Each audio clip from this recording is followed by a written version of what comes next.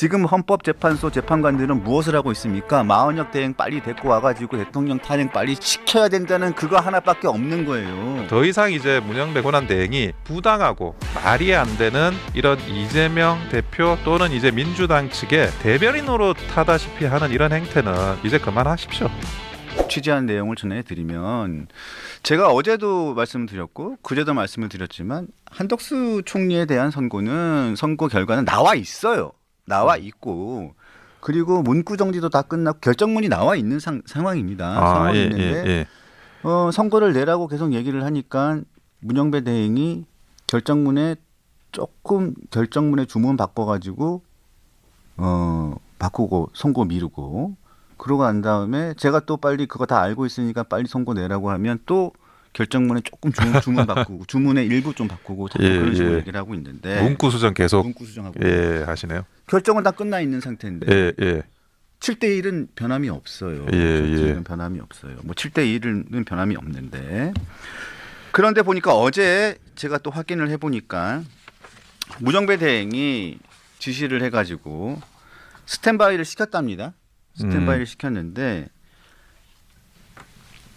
오후 5시까지 발표 준비를 선고 기일을 잡겠다라고 준비를 시켜놨습니다. 시켜놨는데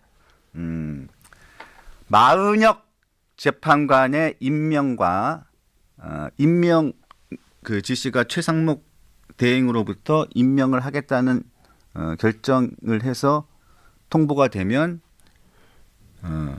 선고 기일을 잡겠다라고 그 조건을 걸어놓고 선고기를 잡겠다라는 그 지시를 해놓고 계속 기다리고 있었다는 거예요. 아니 그거는 황당한데 마은혁 재판관은 임명이 안 될 거거든요. 그렇죠. 아니 최상목 권한대행이 뭐 최상목 권한대행을 탄핵한다고 하더라도 그 다음에 이제 이주호 부총리가 또 그 임명할 가능성은 제가 볼 때는 거의 제로라고 생각을 하고 있습니다. 그렇죠. 그런데 문영배 권한대행이 그런 이야기를 한다는 거는 사실은 좀 굉장히 부적절한 그런 그 업무 행태를 보이는 건데요. 그런데 이제는 그냥 미뤄 제끼려고 하는 것 같아요. 맞아요. 미뤄 제끼려고 하는 것 같은데 미루는 게 이제는 목적이다. 자기들한테도 그게 이익이다. 그러니까 그 퇴임하기 직전에 이거 정리하고 가겠다. 뭐 이 정도 생각으로 하는 게 아닐까 그런 생각을 하는 거죠. 왜냐하면 이게 어떤 그 기대치나 이런 그 국민들이 가지고 있는 그게 찬이든 반이든 그 사람들을 좀 김을 뺀다고 해야 되나?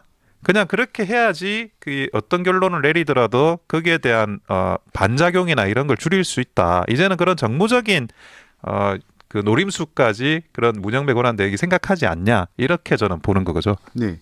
그래서 19일 어제였죠. 19일 17시까지 마은혁을 임명해 주겠다는 최상목 대행의 통지가 없다면 임명하지 않겠다라고 그쪽으로 역 얘기를 했고 그래서 어제 그 얘기가 나온 거예요. 이재명 대표가 그 천인 공로한 얘기 아닙니까?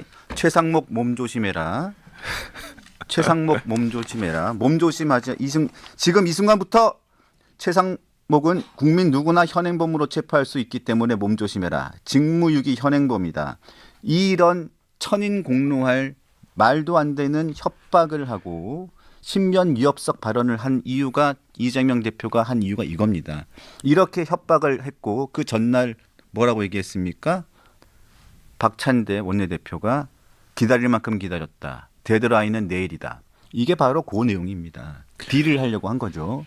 근데 이게 만약에 그 최상목 권한대행의 직무유기라고 한다면 지금 그 헌법 불합치가 한 법률들 그게 입법이 안 된 경우가 수십 개예요. 수십 개예요. 아니 그 국민투표법은 10년째 안 되고 있어요. 네. 그러면 국회의원들 전원이 그러면 직무유기 현행범입니다. 맞습니다. 본인 스스로도 현행범인 거예요. 네. 자기도 잡혀가야지 현행범으로. 그래서 얼마나 치사하냐면 문영배 대행과 헌법재판관 일부가 얼마나 치사하냐면 그래서 최상목 대행이 흔들리지 않고 자 마은혁 재판관 임명을 할 수 없다. 그 얘기를 공식적으로 통보한 것도 아니죠. 뭐 하겠다는 얘기를 안 하고 그냥 있으니까 다시 통보를 합니다. 자 선고기일 지정하지 않을게요. 그래서 어저께 기다리고 있던 헌법재판관 실무진들은 기일 지정하지 않겠습니다라고 해서 다음 주로 넘어간 겁니다. 자, 하루가 바쁩니다. 하루가 지금 바쁘죠. 한덕수 예. 총리 대행이 대통령 대행으로 다시 들어와서 정상적인 대통령 권한 대행을 일을 해야 되는 상황이 하루 1시가 바쁜 일인데 지금 헌법재판소 재판관들은 무엇을 하고 있습니까? 마은혁 대행 빨리 데리고 와가지고 대통령 탄핵 빨리 시켜야 된다는 그거 하나밖에 없는 거예요. 지금 그 대통령 탄핵 심판을 할 때만 하더라도 이게 너무나 국가적으로 중요하기 때문에 최대한 빨리 다른 사건보다 먼저 결정을 하도록 하겠다 이렇게 분명히 이야기를 했어요. 그런데 다른 뭐 이미 그 변론이 종결된 지가 언젠데 근데 제대로 이게 결론도 나오지도 않고 그리고 그 사이에 다른 또 그 탄핵 심판을 이제 선고하기 시작합니다. 네. 그러면 다른 탄핵 심판을 선고하기 시작하는 것도 이 대통령에 대한 심판을 선고하는 것을 먼저 하겠다라는 자기들 말을 또 뒤집은 거고 그리고 당연히 그 선입 선출 원칙에 의해 가지고 한덕수 총리에 대한 탄핵 심판이 먼저 끝났거든요. 그럼요. 그러면 먼저 판단을 해야죠. 네. 그거를 또 계속 미루고 그러니까 헌법재판소가 이렇게 해가지고 과연 그 국민들의 신뢰를 받을 수 있을지 저는 굉장히 의문이 들 수밖에 없고 그리고 특히나 권한대행이라는 자리를 가진 이 문영배 권한대행의 이런 행태에 대해서는 이 재판관이라는 자체가 좀 부끄럽습니다. 이런 분이 그 권한대행을 하고 사실은 대법관에 준하는 자리가 헌법재판관인데 그럼요. 헌법재판관이라는 자리에 있다는 것 자체가 정말 우리나라가 아직도 멀었구나 하는 생각이 듭니다. 그리고 얼마나 솔직히 이렇게 표현하기 좀 그렇지만 얼마나 쪼잔하고 유치합니까? 2, 3주 전부터 제가 다 끝났잖아요.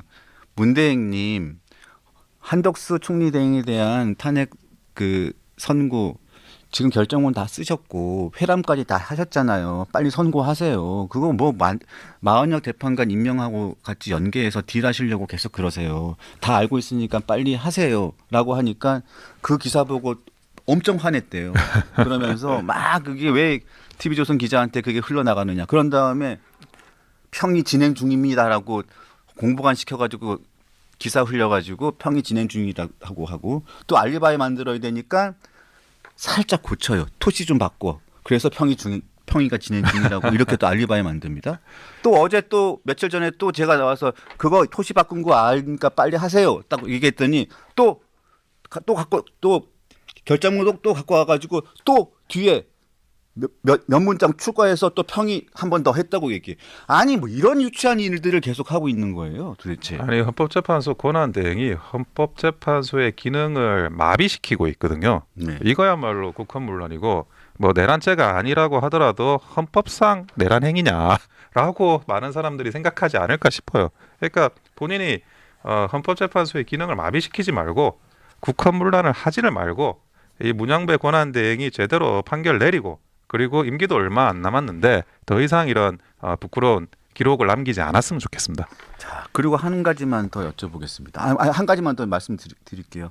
어제 이재명 대표가 말한 이 발언 이게 전 굉장히 충격적인 발언이거든요. 그런데 아무리 이재명 대표에게 잘 보이고 싶은 마음을 갖고 있는 민주당 의원들 난 심정은 이해가 가요.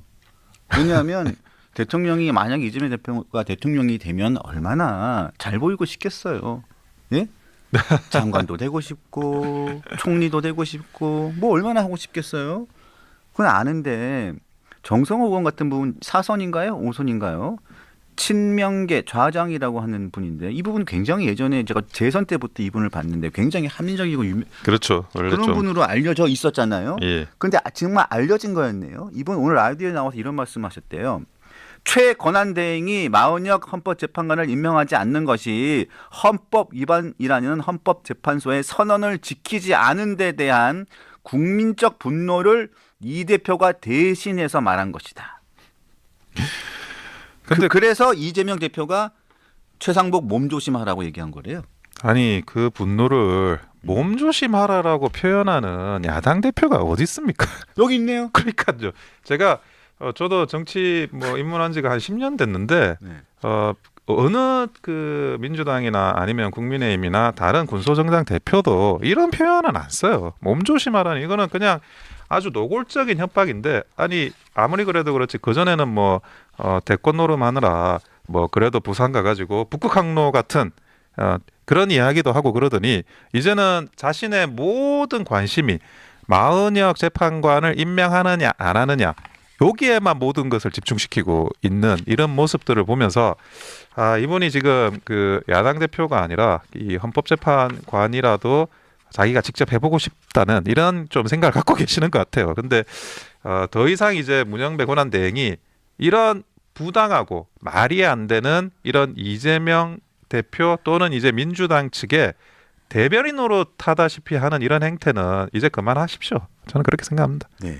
어제 그 영화 기억나시죠? 예전에 영화 중에 예. 그 친구라는 영화 있잖아요. 예. 예. 곽경택 감독의 예. 친구라는 영화. 예. 그 동생분이 국민의힘 의원이잖아요. 예, 맞습니다. 곽규택 의원님. 곽규택 의원. 예, 곽규택 의원. 곽규택 의원이 자기 형이 영화 그 친구라는 영화를 만들어서 그런가? 어제 법사위에서 그 얘기를 했네요. 조폭의 행태 중에 조폭의 전과를 자기가 수사할 때 한번 봤는데 밤길 조심해라. 이 한마디를 한 사람이 있었는데 협박죄로 처벌을 받았대요. 예. 그러면 이재명 대표 최상목 대행이 지금 대통령의 역할을 다 하고 있잖아요. 국가원수의 역할을 하고 있잖아요. 사실상 국가원수죠 지금. 임시이긴 하지만. 예. 그런데 국가원수를 상대로 너 몸 조심해라. 현행범으로 체포될 수 있으니까 너 몸 조심해. 이거는 협박죄로 해당이 됩니까? 그럼요. 충분히 협박죄로 그거를 검토해 볼 수 있는 그런 사안이고요. 제가 그 영화 친구 이야기하니까 네. 제가 우리 최상목 권한대행은 이런 말을 한번 남겨줬으면 좋겠어요. 친구의 명대사가 네가 가라 하와이잖아요. 그러니까 아니 네가 몸 조심해라. 그렇죠. 예. 요즘 방탄복 입고 다니는데요. 진짜 몸 조심하잖아요. 이재명 그러니까 대표가. 그래서 니나 몸 조심하라고 그 말을 최상목 권한대행이 한번 알려줬으면 좋겠는데 점잖으신 분이라서 뭐 그 말은 안 하실 것 같긴 해요.